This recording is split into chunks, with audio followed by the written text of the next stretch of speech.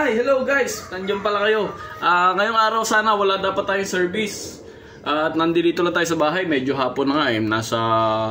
Nasa magwa 1:30 na yata. Pero may nakalimutan pala tayo. May nagpa-schedule pala sa atin ng Tuesday. Ang papagawa daw nila Prestige 50 inches. Umaandar naman daw yung TV nila pero mga ilang minuto lang daw tapos namamatay din. Kaya sabi sa atin, i-check daw natin. Medyo malapit lang din naman sa lugar natin. Siguro biyahe simula dito hanggang sa location is mga ano lang siguro, mga 10 minutes lang siguro. Kaya puntahan natin, check din natin at sana magawa natin. Tara guys!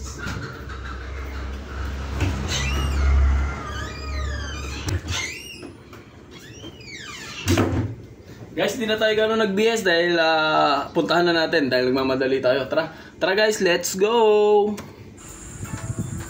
Ayan guys, at nandito na tayo sa bahay ng ating customer. Ang sabi nila ay Prestige 50 inches pero nung chinek natin 55 inches pala yung TV nila.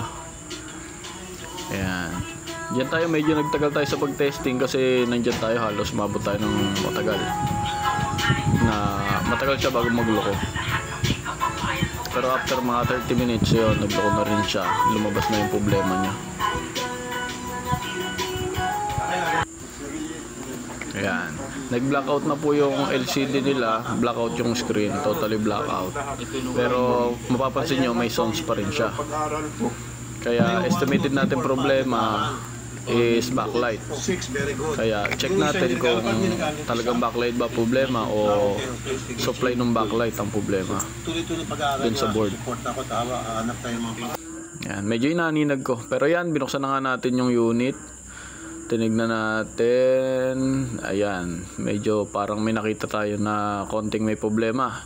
Pwedeng yun ang dahilan ng may nakita tayong pyesa na merong problema. Pero chinek pa rin natin yung backlight niya kung good. Ayun, pero mapapansin nyo, umilaw yung ano niya sa back part ng TV, umilaw siya. Ayan, may supply din yung backlight niya, nasusupply siya ng 148 volts. 146 yan, 146 volts.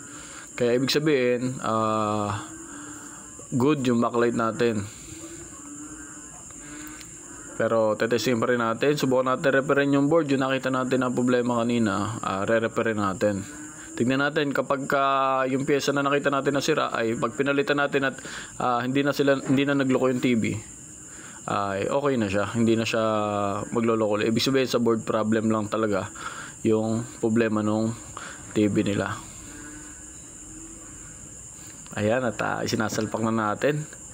Na-assemble natin, tsaka natin tetestingin. Ayan, napalitan na natin yung pyesa na hinala nating may sira. Ayan. Ayan, testingin natin paanda rin kung okay na ba siya. Ayan. Ayan, okay na po ang ating TV. Prestige 55 inches Android TV. Ayan po ang kanilang TV. Okay na po.